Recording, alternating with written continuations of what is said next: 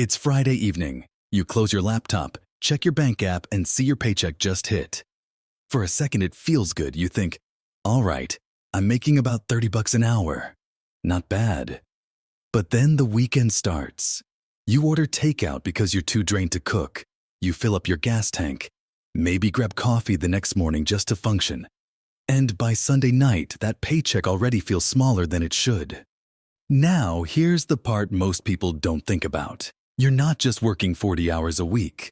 When you factor in commuting, getting ready, and mentally recovering, it's closer to 55, sometimes 60 hours tied to your job. So, are you really making $30 an hour? Or is that just the number on paper? Because if you actually break it down, that $30 can quietly turn into 15, 10, sometimes even less than $8 an hour in real life. And today we're going to run that math. I'm Leo, and on this channel Money with Leo, I spend a lot of time breaking down the hidden math behind how we actually earn and spend. And once you run the real numbers, something starts to feel off. That $30 an hour doesn't stay 30 for very long. Because the real question isn't how much you make, it's how much of it actually stays with you. Let's slow this down for a second, because what's happening here isn't random. It's structural. Most people think they have an income number, but what they actually have is a system built around that income. And once you start looking at that system, you realize it has layers that quietly reduce what you really keep. The first layer is the most visible one, direct financial costs. Before your paycheck even reaches you, a portion is already gone. Taxes, insurance, deductions, that's money you never even get to make decisions about. Then comes transportation, gas, maintenance, insurance, parking, or public transit. Imagine someone earning around $30 an hour. On paper, that looks solid.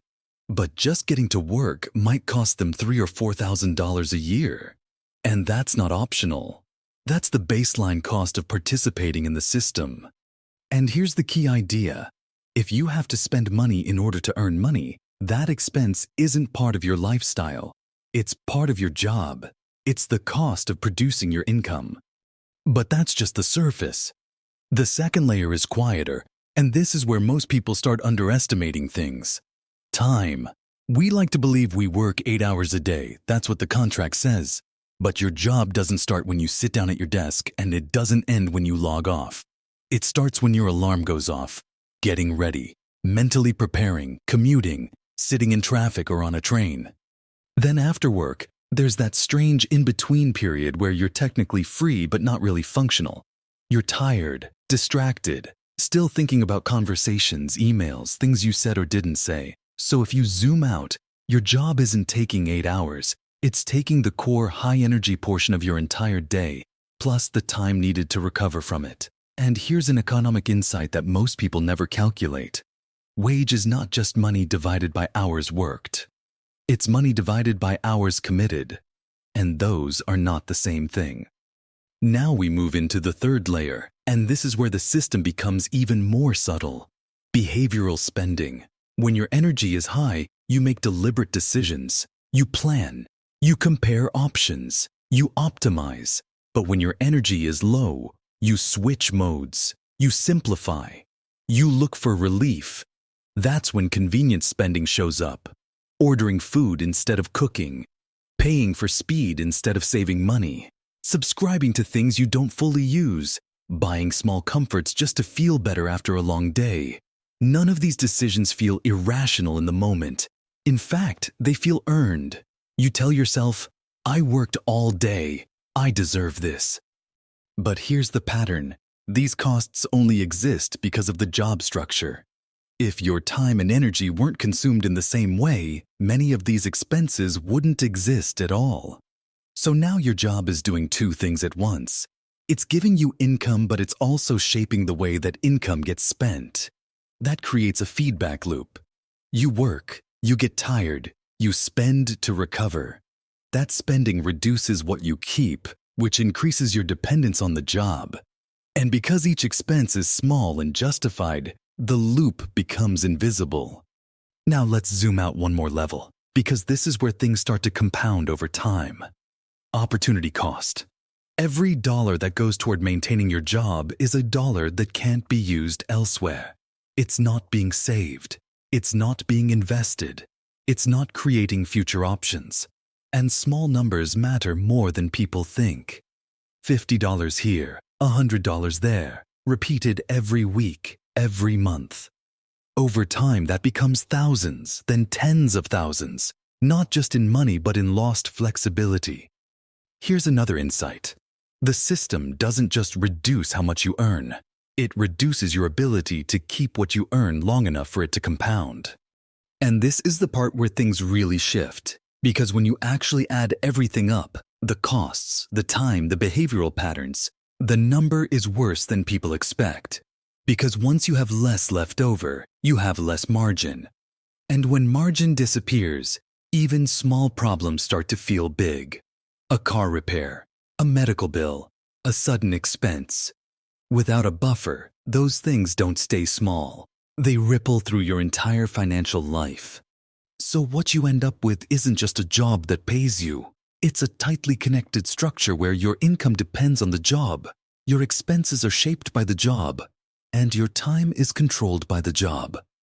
And once those three things are linked together, the number you started with, that $30 an hour, stops being a real reflection of your situation. It's just the visible number. The real number is buried underneath all of these layers. And this is usually the point where people start turning inward. They start thinking, maybe I'm just bad with money. Maybe I need more discipline. Maybe I should just cut back more. Because on the surface, everything looks like a personal problem. You see money coming in, and you see money going out, and the gap never seems to grow. So the natural conclusion is that something must be wrong with how you're handling it. But when you step back and look at the structure we just walked through, something else becomes clear. A lot of what's happening isn't random behavior. It's predictable. In fact, research has shown that financial stress can significantly reduce cognitive bandwidth, making long-term decisions harder to access in the moment. If your time is constrained, you will pay for convenience. If your energy is drained, you will choose relief over optimization. That's why someone might order food instead of cooking, even when they know it costs more. Not because they don't care, but because they don't have the energy to care in that moment. If your schedule is fixed, your spending will adapt around it. That's not a lack of discipline. That's a response to pressure. And this is where the narrative starts to shift. Because the system you're operating in is designed in a way where your income and your expenses tend to move together. Not by accident, but by structure. As your income increases, your capacity to spend increases. You move a little closer to work, upgrade your environment, take on slightly higher fixed costs because now they feel manageable. And at first, it feels like progress. But over time, those fixed costs stop feeling optional. They become commitments. And once they're in place, your flexibility starts to shrink. So even if you're earning more than you were a few years ago, it might not feel like it. Because the system adjusted with you. And that creates a strange situation where two people can earn very different incomes, but feel almost the same level of financial pressure. One is making less but spending less. The other is making more but carrying more structure. And both end up feeling like they can't really slow down. This is why so many people feel stuck in a loop that's hard to explain. You're not doing anything obviously wrong. You're working, paying your bills, moving forward. But you're also not gaining the kind of ground you expected. And when that gap between expectation and reality stays there long enough, it starts to feel personal, like you're the problem. When in reality, you might just be operating inside a system where the rules were never explained clearly in the first place. And this is where the perspective starts to shift. Because most people think the problem is income. If they could just make more money, everything would feel easier. A raise, a better job, a promotion. That's supposed to fix it. But what we've been looking at suggests something different. The real issue often isn't how much you earn. It's how much of it actually survives. In other words, it's not an income problem, it's a margin problem. Margin is the space between what you earn and what life requires from you. And for a lot of people, that space is almost non-existent. Every dollar already has a destination before it even arrives. Rent, transportation, food, subscriptions, small conveniences. It all adds up quietly until there's almost nothing left. Imagine two people earning the same salary. One spends 80% of their income. The other spends 98%. On paper, they look similar, but in reality, they live completely different lives.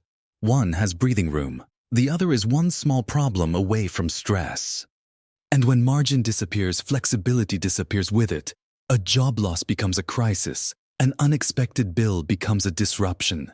Even opportunities start to feel risky because there's no room to absorb change.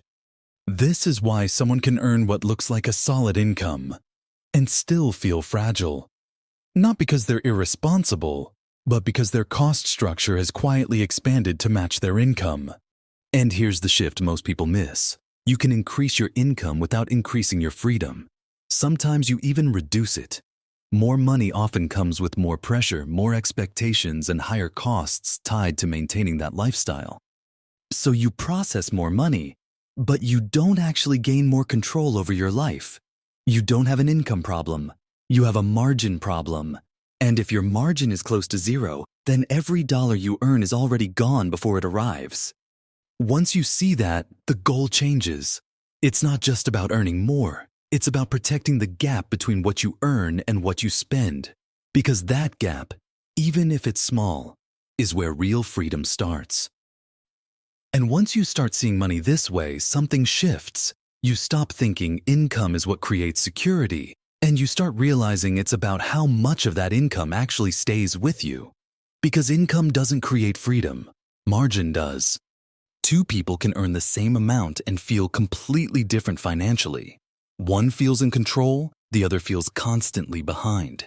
The difference isn't effort, it's how much space exists between what they earn and what they spend. So instead of asking, how do I make more money? A better question becomes, how expensive is my life to maintain? That question alone changes how you see everything. Because once you think in systems, you stop chasing bigger numbers and start paying attention to efficiency. Here's something simple you can try. Take one recent expense, something small, now convert it into time. How many real working hours did that cost you after taxes and everything else? That one shift makes spending feel very different. You start to notice which expenses actually improve your life, and which ones are just there to help you recover from it. And more importantly, you realize that every dollar you don't have to spend gives you back a little bit of control. That's what this is really about. Not restriction, control. The ability to handle a bad month. The ability to make a decision without panic. The ability to breathe. So next time you're about to spend money, pause and ask yourself, is this buying something I truly want or just helping me cope? Because in the end, it's not about how much you make. It's about how much of your life you actually get to keep.